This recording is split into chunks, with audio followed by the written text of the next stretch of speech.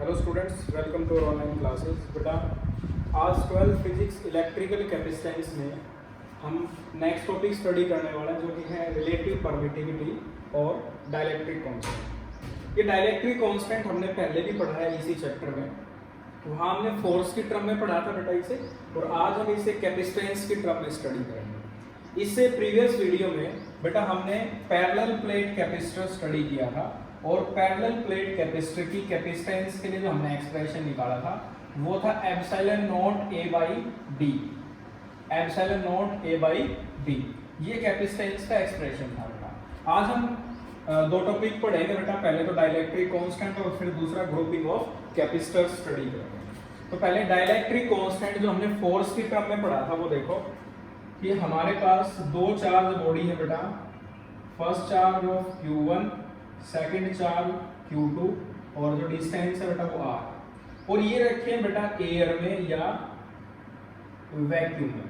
अगर हम force calculate करते हैं दोनों के बीच का वैक्यूम में, तो फोर्स का फॉर्मूला होगा कूलम्ब्स फोर्स का 1/4 pi epsilon naught Q1 Q2 over R square, equation first. But if we place these two charges in a medium, अगर हम इन किसी मीडियम में इन्हें रख दें और डिस्टेंस सेम रखें, चार्ज भी सेम है बेटा और डिस्टेंस भी सेम है, तो जो फॉर्मूला हो जाएगा FM, M stands for force in medium, which is equal to 1/4 pi epsilon M Q1 Q2 over R square. ये नंबर डिस्टेंस भी सेम है और चार्ज का मैग्नीट्यूड भी सेम है, बस चेंज किस में है बेटा, मीडियम में। तो इस मीडियम का डाइलेक्ट्रिक कांस्टेंट हम कैसे निकालते थे? जिस मीडियम में आपने सेकंड स्टेप में पार्टिकल्स को रखा है, तो वो डाइलेक्ट्रिक कांस्टेंट उस मीडियम का इक्वल होता था electrostatic force between two point charges kept a certain distance in air to the electrostatic force between same point charges same distance apart in medium। तो जो ये फोर्स का जो रेशियो था, फोर्स इन वैक्यूम का first step में और force in medium का सेकंड स्टेप में, इसका जो रेशियो आएगा, जब ये वैल्यू आप पुट करेंगे तो Q1 Q2 R के दोनों साइड से कैंसिल होगा, 1/4 पाई कैंसिल हो जाएगा और आंसर होगा एप्सिलॉन M ओवर एप्सिलॉन। तो ये फॉर्मूला हम पहले पढ़ चुके हैं डाइलेक्ट्रिक कांस्टेंट का। इस डाइलेक्ट्रिक कांस्टेंट की वैल्यू अलग अलग मीडियम्स के लिए अलग अलग होती है। It is equal to 1 for air और वैक्यूम एंड 81 फॉर वाटर। ऐसे ही आपकी बुक में एक टेबल गिवन होगी जिसमें अलग अलग मीडियम्स की डाइलेक्ट्रिक कांस्टेंट की वैल्यू गिवन है। तो ये हम डाइलेक्ट्रिक कांस्टेंट पहले पढ़ चुके थे। Ratio of force in vacuum to the force in medium between two point charges, first in medium and second in first in vacuum second in medium. ये रिजल्ट हमारा था। अब इसी सेम डाइलेक्ट्रिक कांस्टेंट को या रिलेटिव परमिटिविटी को, जिसे हम एप्सिलॉन R और K से डिनोट करते हैं, इसे हम कैपेसिटेंस की टर्म में भी पढ़ सकते हैं। कैसे? जैसे कि बेटा हमारे पास एक ये कैपेसिटर है, इस कैपेसिटर के बीच में है एयर और वैक्यूम, तो इसकी कैपेसिटेंस का जो फॉर्मूला होगा, एयर है इसलिए C0 लिख लेता हूं, क्योंकि यहाँ भी एयर के लिए हमने F0 लिखा था, तो C0 equal to epsilon naught A by डी। ये एक्सप्रेशन हम पीछे पढ़ चुके हैं, पिछले वीडियो में आप देख सकते हैं जाकर। पैरेलल प्लेट की कैपेसिटेंस के लिए एक्सप्रेशन लीजिए। सेकंड केस में बेटा जो कैपेसिटर आपके पास, उसके बीच में पूरे को फिल कर देंगे हम, पूरे रीजन को फिल कर देंगे with the help of dielectric. कोई डाइलेक्ट्रिक मीडियम हमने इसमें डाल दिया है।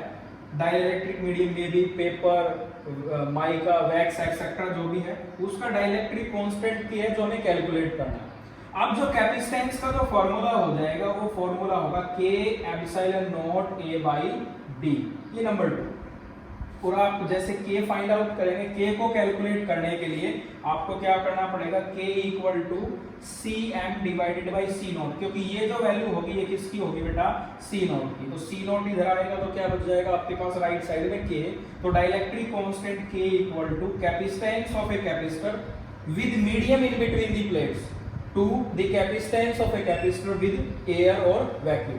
तो यहाँ यही लिखा हुआ है कि capacitance dielectric constant of a medium or dielectric is defined as the ratio of capacitance of a capacitor with dielectric in between the plates. ये रहा। And capacitance of the same capacitor with vacuum or air in between the plates.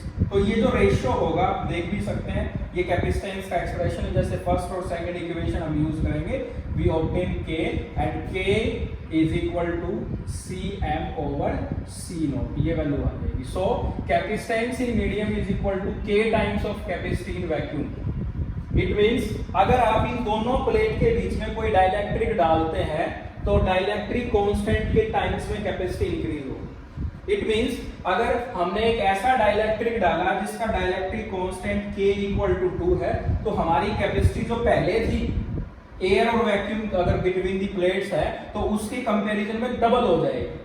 ये इसकी value 3 है तो 3 times होगी, 4 value हो तो 4 times होगी, यानी कि K टाइम्स हमारी कैपेसिटी इंक्रीज हो सकती है if we insert a dielectric slab of dielectric constant K in between the two plates of a parallel plate capacitor। I hope आपको ये क्लियर हुआ होगा बेटा। आगे डाइलेक्ट्रिक कांस्टेंट के डालने से जो कैपेसिटी इंक्रीज होगी वो हम आगे फर्दर लेक्चर में स्टडी करेंगे। आज का हमारा जो नेक्स्ट टॉपिक है वो है ग्रुपिंग ऑफ कैपेसिटर और कंडेंसर, जिसे हम कैपेसिटर और कंडेंसर बोलते हैं। जो आपने पैरेलल प्लेट कैपेसिटर देखा था उसे कंडेंसर भी कह देते हैं। और जैसे कि मैंने लास्ट वीडियो में बताया था बेटा, इसका यूज होता है इनिशियल फोर्स जो हमारे अप्लायंसेस है, इलेक्ट्रिकल अप्लायंसेस, जब वो मूव करते हैं तो स्टार्टिंग में उन्हें एक्स्ट्रा पावर की नीड होती है बेटा, तो एक्स्ट्रा पावर सप्लाई करता है हमारा कैपेसिटर या कंडेंसर। तो कई बार क्या होता है कि हम कैपेसिटर को 2 या 3 कैपेसिटर को जोड़ देते हैं सर्किट में, सीरीज में या पैरेलल में। तो ग्रुपिंग ऑफ कैपेसिटर और कंडेंसर दो तरह की ग्रुपिंग है, capacitor in series and capacitor in parallels. बेटा कंपटीशन में और आपके बोर्ड के एग्जाम में कैपेसिटर सीरीज और पैरेलल या मिक्स्ड कॉम्बिनेशन पर बेस्ड न्यूमेरिकल अक्सर आते हैं। तो इस टॉपिक पर बेस्ड न्यूमेरिकल्स काफी इंपॉर्टेंट रहने वाले, तो आप इसे ध्यान से स्टडी कीजिएगा। कैपेसिटर इन सीरीज का मीनिंग है कि कैपेसिटर को एक के बाद एक जोड़ देंगे। जैसे हमारे पास ये फर्स्ट कैपेसिटर है, इसके बाद सेकंड कैपेसिटर और थर्ड कैपेसिटर और फोर्थ कैपेसिटर एक के बाद एक जोड़ देंगे। Type of combination in which capacitor are arrange one after the another in a single way, एक रास्ता में ऐसे जोड़ देंगे। यानी कि यहाँ चार्ज करने के लिए बैटरी का पॉजिटिव पोल आप इधर जोड़ेंगे इन सभी कैपेसिटर को, और नेगेटिव पोल इधर जोड़ेंगे, ऐसे जोड़ा जाएगा। ये कैपेसिटर सीरीज है, देख भी सकते हैं। The capacitor are said to be connected in series in between the 2 points when we can proceed from one point to another point through one path। one point to another point through one path, ये combination होगा series।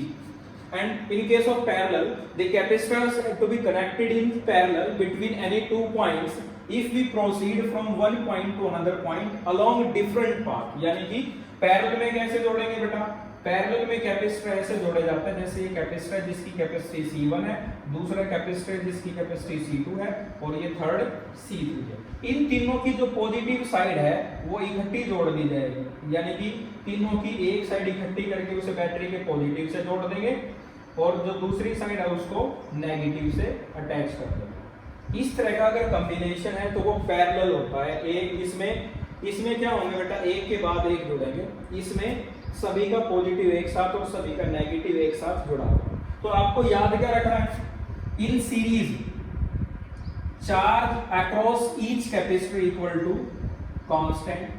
Series में charge जो है वो same रहने वाला है सभी कैपेसिटर के पास, यानी कि आपसे क्वेश्चन किया गया है कि आपके पास डिफरेंट कैपेसिटर्स हैं, उन्हें ऐसे अरेंज करना है कि चार्ज सभी के अक्रॉस सेम हो। तो आप उसे सीरीज में जोड़ेंगे बेटा, सीरीज में कंबाइन करेंगे आप उसे। सेकंड केस पैरेलल में जो पोटेंशियल होगा, पोटेंशियल अक्रॉस ईच कंडेंसर और कैपेसिटर इक्वल टू सेम और कांस्टेंट। सीरीज में अरेंज करेंगे तो चार्ज कांस्टेंट है बेटा, और पैरेलल में अरेंज करेंगे तो पोटेंशियल जो ड्रॉप होगा अक्रॉस ईच कैपेसिटर वो कांस्टेंट होगा।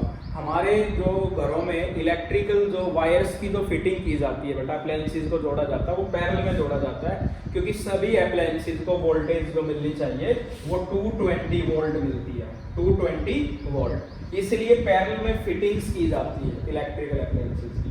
अब कैपेसिटर को सीरीज और पैरेलल दोनों में प्रेफर करते हैं।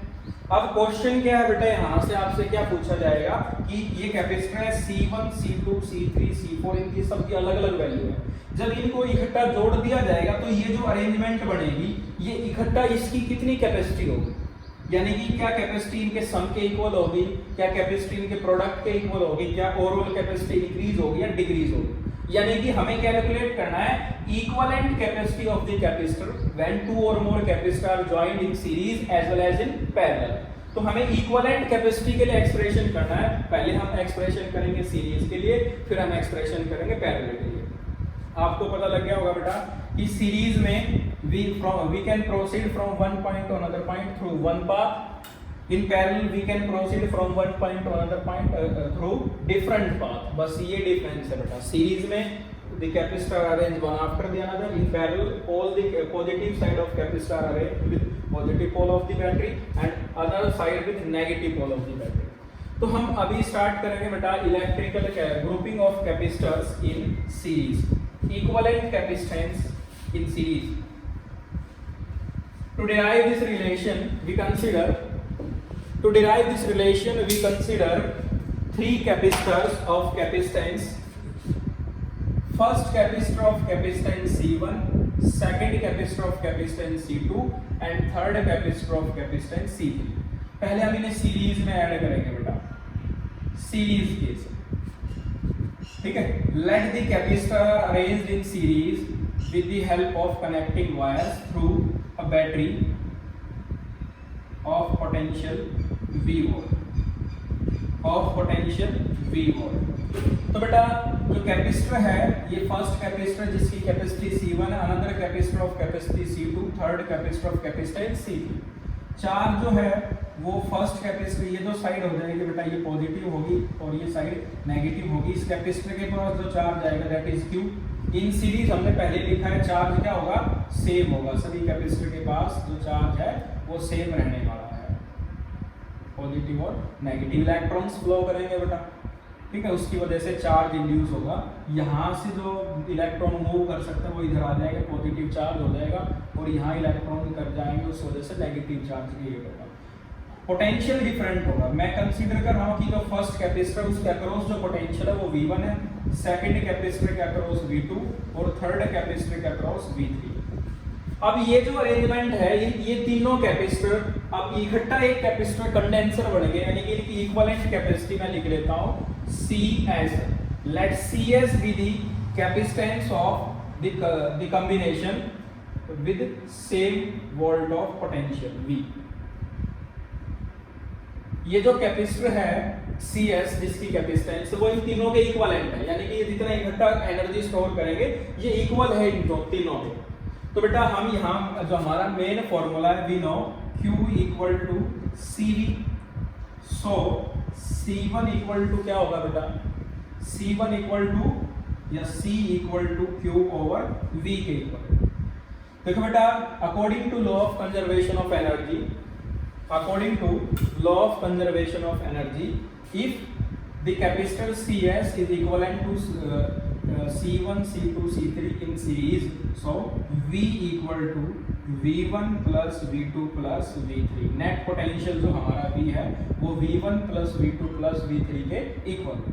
तो बेटा ये इसे हम इक्वेशन फर्स्ट कंसीडर कर लें और V1 की वैल्यू अगर हम यहाँ से कैलकुलेट करेंगे फर्स्ट कैपेसिटर से, तो V1 हमारे पास वो मेन फॉर्मूला वो है Q equal to CV and V equal to Q over C।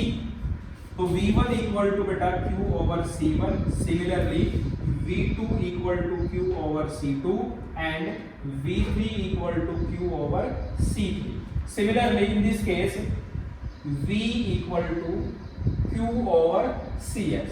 If we use all these values in first equation, then V equal to Q over CS is equal to Q over C1 plus Q over C2 plus Q over C3। Sorry, Q over CS equal to Q over C1 plus Q over C2 plus Q over C3। Charge बेटा दोनों side same है क्योंकि series combination में charge across each capacitor remains same और constant. इस case में भी charge Q होगा बेटा। तो बेटा Q दोनों साइड से हम कैंसिल कर सकते हैं, so CS equal to 1 by C1 plus 1 by C2 plus 1 by C3। ये इक्विवेलेंट कैपेसिटी होगी बेटा। अब आप इसे n केस में भी लिख सकते हैं। n केस में क्या लिखेंगे बेटा, 1 by CS equal to 1/C1 plus 1/C2 plus 1/C3 plus 1 up to 1/Cn। जितने भी कैपेसिटर होंगे आप उसे इस फॉर्म में लिख सकते हैं, या आप उसे लिख सकते हैं 1/Cs equal to summation of I equal to 1 to n equal to 1/Ci। ऐसे आप उसे लिख सकते हैं n केस। अब यहाँ पर हम एक स्पेशल केस और स्टडी कर लेंगे। वो स्पेशल केस होगा अगर हमारे पास दो ही कैपेसिटर हैं, तो यहाँ मैं करा देता हूँ special cases. First special case है बेटा अपन, अब हमारे पास दो ही कैपेसिटर है, यानी कि first capacitor of capacitance C1 and second is C2 and C1 equal to C2 है, ये हमें गिवन है। सो 1/Cs equal to 1/C plus 1/C, यानी कि 1/C1। ये इतना फॉर्मूला हम यूज करेंगे, इसे हम आगे एलसीएम लेके सॉल्व करेंगे तो C है 2/C and CS equal to C/2। यानी कि अगर आप दो कैपेसिटर लेते हैं और उन दोनों को आप सीरीज में जोड़ते हैं तो ओवरऑल जो कैपेसिटी है, सिंगल कैपेसिटर था हमारे पास, ये कैपेसिटर जिसकी कैपेसिटेंस C, दूसरा कैपेसिटर जिसकी कैपेसिटेंस C, अगर इन दोनों को सीरीज में अरेंज किया जाता है तो ओवरऑल कैपेसिटी हाफ हो जाएगी बेटा। अगर हमारे पास n कैपेसिटर है तो if we combine n condenser with equal capacitance, so CS equal to C by N, CS equal to C by N, overall capacity decreases in this case। इस capacitance के case में जो हमारी जो capacity है वो डिक्रीज करेगी बेटा। एक और स्पेशल केस आप और कर सकते हैं इसमें। फर्स्ट हमें पता लगा कि अगर आप सीरीज में कंडेंसर को अरेंज करते हैं, अटैच करते हैं, ग्रुपिंग करते हैं तो कैपेसिटी डिक्रीज करेगी बेटा। और सेकंड केस होगा बेटा कि हमारे पास दो कैपेसिटर, तीन कैपेसिटर जिसकी कैपेसिटी है 6 माइक्रोफैरड, सेकंड की 8 माइक्रोफैरड और थर्ड की 12 माइक्रोफैरड। ये तीन कैपेसिटर हैं। अब जब आप ये तीनों को सीरीज में जोड़ेंगे तो हमारा जो ओवरऑल आंसर होगा वो जो कैपेसिटेंस सबसे कम है किस कैपेसिटर की, इन तीनों में सबसे कम कैपेसिटेंस है 6 माइक्रोफैरड, और हमारा जो आंसर होगा वही 6 से भी कम होगा, यानी कि जो हमारी लिस्ट वैल्यू आंसर उससे भी लिस्ट होगा। ऐसा आपको ध्यान रखना है इन केस ऑफ सीरीज। क्लियर बेटा?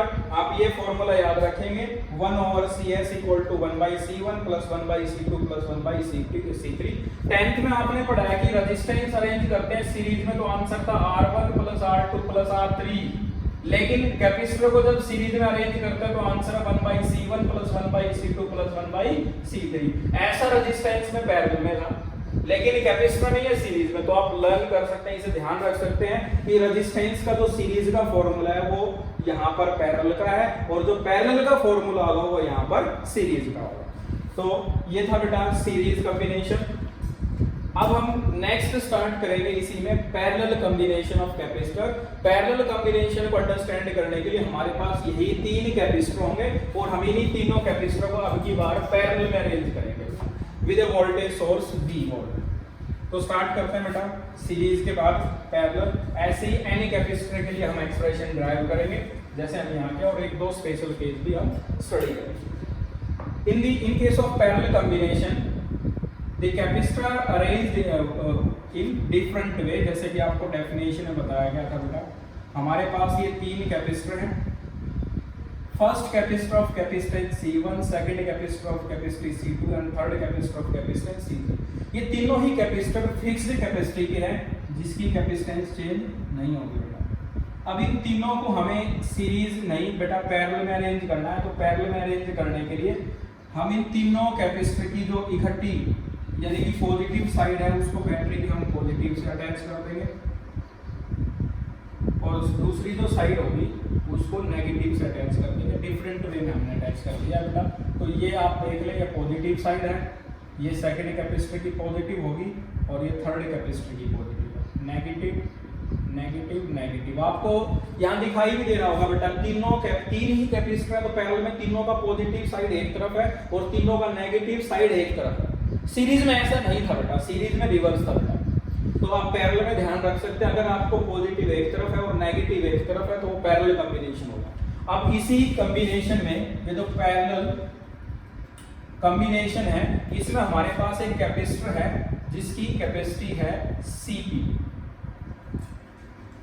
Capacitor of capacitance Cp, P हमने लिखा पैरेलल के लिए, और इसको भी सेम वोल्ट से अटैच कर देंगे V वोल्ट से, और इसके पास जो चार्ज होगा वो Q। यहाँ हम एक्सप्रेशन डिराइव करें।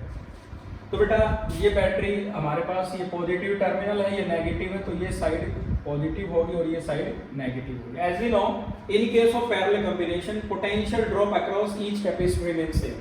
पोटेंशियल जो है सेम होगा, यानी कि इस कैपेसिटर को भी पोटेंशियल V मिलेगा, अगर हमारी बैटरी जो है V वोल्ट की है, तो इस कैपेसिटर को भी पोटेंशियल V मिलेगा और इस कैपेसिटर को भी पोटेंशियल V मिलेगा, और इसके पास तो V ही जाएगा, अकेला ही कैपेसिटर ही। But in case of parallel charge across each capacitor are different. Charge जो है वो अलग होगा बेटा। हम अज्यूम कर रहे हैं कि let Q1 be the charge across capacitor of capacitance C1 and Q2 be the capacitor of capacitance C2 and Q3 be the charge across capacitor of capacitance C3। और यहां हमने चार्ज लिखा है according to law of conservation of charge Q equal to Q1 plus Q2 plus Q3। और ये formula अगर हम individual capacitor को सिलेक्ट करें, हमारे पास मेन फॉर्मूला था Q equal to CV from first capacitor, Q1 equal to C1V, क्योंकि पोटेंशियल तो सेम है बेटा, and Q2 equal to C2V। और थर्ड कैपेसिटर का अगर हम चार्ज कैलकुलेट करेंगे Q3 equal to C3 into V, यानी कि total charge across first capacitor of capacity C1 is calculated by C1 into V, यानी कि कैपेसिटेंस और पोटेंशियल का प्रोडक्ट इक्वल टू चार्ज है बेटा। तो ये टोटल चार्ज आ गया फर्स्ट कैपेसिटर का बेटा, ये सेकंड के लिए और ये थर्ड के लिए। और यहाँ अगर हम इसके लिए कैलकुलेट करेंगे इस इक्विवेलेंट के लिए, तीनों का इक्विवेलेंट है पैरेलल के केस में, अगर ये इक्विवेलेंट है तो इसके पास जो चार्ज होगा वो तीनों के चार्ज के सम के इक्वल होगा, ऐसा ही हमने लिखा है। तो Q आ जाएगा बेटा Cp इंटू V। ये हमारे पास जो फर्स्ट इक्वेशन है उसमें हम ये सारी वैल्यूज पुट कर देंगे जो हमारे मेन फॉर्मूले से आई है। So Q equal to Cp into V equal to C1 into V plus C2 into V and C3 into V। Potential in case of parallel remain same, so V potential must be calculated from both sides. So the result is Cp equal to C1 plus C2 plus C3. Result number 2. For n capacitor, we can write this equation C1 plus C2 plus C3 plus so on up to Cn. और summation की term में आपको इसको लिखना है तो summation of I equal to 1 to n Ci। ये हमारा रिजल्ट होगा बेटा n अगर कैपेसिटर है तो। यहाँ भी हम स्पेशल केस देखते हैं बेटा। स्पेशल केसेस होगा बेटा first, if we combine n capacitor of same capacitance in parallel, then overall capacity Cp equal to C plus C plus C plus 1 up to Cn तक। अगर दो कैपेसिटर जोड़ते हैं सिर्फ तो 2 इंटू C होगा, अगर 3 कैपेसिटर अरेंज करेंगे पैरेलल में तो 3 इंटू C होगा, 10 अरेंज करेंगे तो बेटा 10 इंटू C, अगर n कैपेसिटर होंगे तो आंसर होगा n into C। So Cp equal to n times of C। So overall capacity in case of parallel combination increases. अगर आप टोटल कैपेसिटी इंक्रीज करना चाहते हैं तो हम अरेंज करेंगे पैरेलल में, अगर आप टोटल कैपेसिटेंस डिक्रीज करना चाहते हैं तो आप अरेंज करेंगे बेटा सीरीज में। इसमें एक केस और बेटा कि अगर हमारे पास दो कैपेसिटर हैं, फर्स्ट की कैपेसिटी है 6 माइक्रोफैरड, सेकंड की कैपेसिटी है 8 माइक्रोफैरड और थर्ड की कैपेसिटी है 12 माइक्रोफैरड। जो हमारा जो आंसर होगा इस बार जो सबसे हाई वैल्यू होगी उससे भी ग्रेटर होगा। जैसे कि सीरीज में क्या था, जो लीस्ट वैल्यू थी आंसर उससे भी लीस्ट था, यहाँ क्या है जो ग्रेटर वैल्यू उससे भी लार्ज वैल्यू आपकी आएगी, क्योंकि इस बार हमें ऐड करना है कैपेसिटर्स को। तो बेटा जैसे कि मैं अभी आपको रेजिस्टेंस वाला केस दिखा रहा हूँ, रेजिस्टेंस था Rs equal to R1 plus R2 plus R3, ये रेजिस्टेंस सीरीज में था, और कैपेसिटर का सीरीज का formula 1/C1 plus 1/C2 plus 1/C3। Parallel में फार्मूला था रेजिस्टेंस का 1/Rp equal to 1/R1 plus 1/R2 plus 1/R3, but parallel में कैपेसिटेंस है Cp equal to C1 plus C2 plus C3। तो आप ध्यान रखेंगे रेजिस्टेंस के न्यूमेरिकल हमने 10th स्टैंडर्ड में भी किया है, लेकिन 12th में हम कैपेसिटेंस के न्यूमेरिकल करेंगे। तो जो रेजिस्टेंस का फॉर्मूला सीरीज में है वो कैपेसिटेंस का फॉर्मूला पैरेलल में है, और जो रेजिस्टेंस हमने पैरेलल में रेख किया था वो सीरीज में कैपेसिटेंस का फॉर्मूला। रिवर्स है बेटा, आप इसे रिवर्स वाले मेथड से ध्यान रखें, जिससे फॉर्मूला याद रखने में काफी आपको हेल्प होगी, और इन पर बेस्ड न्यूमेरिकल आप प्रैक्टिस कीजिएगा बेटा। नेक्स्ट लेक्चर में हम करेंगे expression electrical energy stored in A parallel plate capacitor. तो मिलते हैं बेटा नेक्स्ट लेक्चर में। Thanks for watching.